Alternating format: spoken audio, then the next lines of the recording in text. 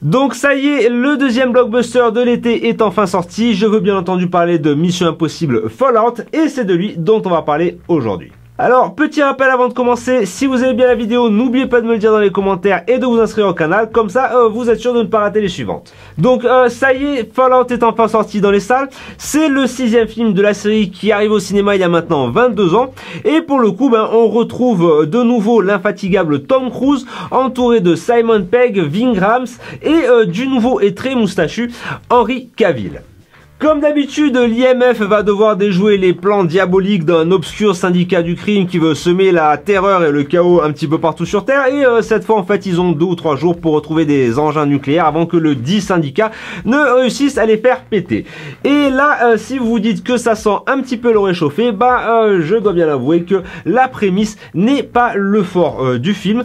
Même si le scénario est quand même sympa, je veux dire, c'est pas juste une succession de scènes d'action, il y a quand même une véritable histoire. Et si vous ne prêtez pas un minimum d'attention, vous risquez de vous retrouver paumé.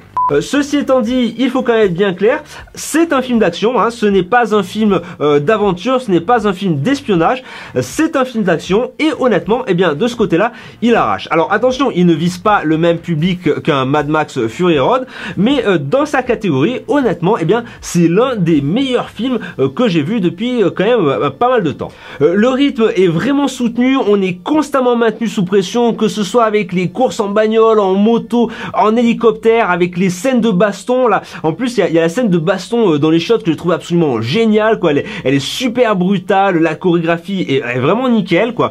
Et puis en plus, le tout est desservi par une image qui est super sympa et puis des cadrages vraiment impeccables, hein. Là, en particulier, je me rappelle, il y a cette scène où il y a Tom Cruise qui court sur les toits de Londres et puis il y a ce mouvement de caméra là qui fait le tour. Enfin, ça soutient super bien l'action. Enfin, c'est vraiment terrible, quoi.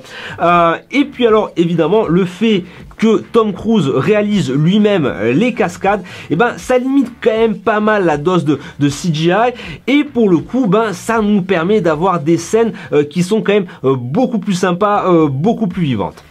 Bref, pour en terminer avec la partie action, même si, comme je vous le dis, le rythme est quand même vachement intense, le réalisateur a su mettre des pauses à des moments assez stratégiques qui font que on ne s'essouffle pas et que le film reste super agréable à regarder. Et maintenant, on va parler d'un petit peu là où le bas blesse et c'est de l'histoire. Alors, je reviendrai un peu plus en détail sur ce que je n'ai pas aimé dans la partie spoiler, mais déjà, ce qu'on peut dire, c'est que l'histoire des bombes atomiques, non, là, honnêtement, ça vole pas haut, quoi, hein. Après, il y a aussi 2-3 scènes qui sont un petit peu tombées comme ça, de nulle part. Il y en a une en particulier, je me suis dit, mais attends, là, j'ai raté quelque chose parce que j'ai pas compris comment ils sont arrivés là, et ça m'a vraiment donné l'impression que les scénaristes ont dit, bon, voilà, entre 2 rushs d'adrénaline, personne va voir qu'on n'avait pas d'idée, puis on le cale, sauf que ouais, ça c'est quand même un petit peu vu, hein. Et puis après, il y a aussi une scène, et alors ça c'est vraiment dommage parce que c'est la scène qui est censée définir Walker et qui est complètement débile, quoi. Voilà, enfin moi j'ai trouvé complètement débile. C'est-à-dire on est face à 2 professionnels hautement qualifiés, c'est quand même le top du top, les mecs, et ils agissent comme des gamins de 8 ans. C'est-à-dire que la réaction qu'ils ont, c'est complètement débile, quoi. Voilà. Alors là, j'ai regardé, je fais, ouais, c'est moyen. À part ça, bon, il y a évidemment 2-3 retournements de situation que l'on voit arriver à 10 km. Il y en a un quand même que j'ai pas vu venir. Et puis surtout, il y a quelque chose qui m'a beaucoup embêté et c'est le manque d'évolution du personnage principal, c'est-à-dire d'Ethan Hunt. C'est-à-dire que entre le début du film et la fin du film, le personnage il n'a pas changé d'un iota, quoi. Voilà, ils ont changé un petit quelque chose pour juste dire qu'il y avait une micro-évolution, mais ça n'a rien à voir avec la confrontation avec l'antagoniste principal. Et puis honnêtement, quoi, je veux dire, c'est minime, hein. Quand vous regardez, par exemple, quand vous comparez l'évolution de Batman dans le Cavalier Noir entre le début et la fin, je veux dire, c'est quand même quelque chose de spectaculaire pour un film d'action, hein, je veux dire, et cette évolution de Batman découle directement de sa confrontation avec le Joker. Alors que là, bah Ethan Hunt c'est le même du début à la fin quoi, et j'ai trouvé ça vraiment très dommage.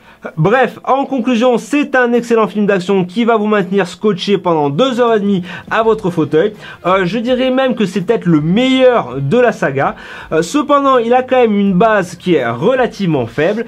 Et maintenant, je vais vous en dire plus dans la partie spoiler. Voilà, alors maintenant qu'on a la partie spoiler, et voilà, honnêtement, l'histoire que Walter c'était Lark, ouais, ça c'était gros comme un camion, quoi, donc c'est moyen. Et puis alors en plus, Lark, Clark. Et puis j'ai pas compris comment ils ont chopé De Brick. Hein. Le mec qui fait la bombe, là, enfin les bombes, j'ai pas compris comment ils sont arrivés à lui. Alors. Peut-être que j'ai raté un truc parce que comme je regarde les films en VO puisqu'ici ils sont pas traduits, des fois ça m'arrive de rater un ou deux détails quoi, mais là honnêtement j'ai eu l'impression que non quoi, les mecs c'était simplement pas foulé, ils avaient collé la scène et puis voilà c'est bon, ils vont l'avaler comme ça quoi. Alors si j'ai raté un détail, s'il vous plaît dites-le moi dans les commentaires quoi. Si j'ai pas raté un détail, la prochaine fois les scénaristes foulez-vous un petit peu plus. Autre chose aussi toujours sur cette scène, c'est que si on a déjà vu les autres films, au bout de 2 minutes, on comprend rapidement ce qui se passe.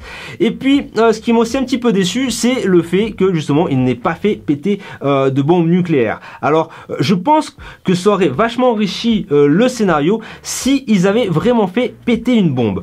Pourquoi? Bien parce que d'un côté, ça aurait montré, enfin, ça aurait élevé tous les enjeux du film pour retrouver les deux autres. Et puis en plus, ça aurait montré les conséquences du choix d'Ethan. Donc je pense que ça aurait été quelque chose qui aurait vraiment enrichi le film.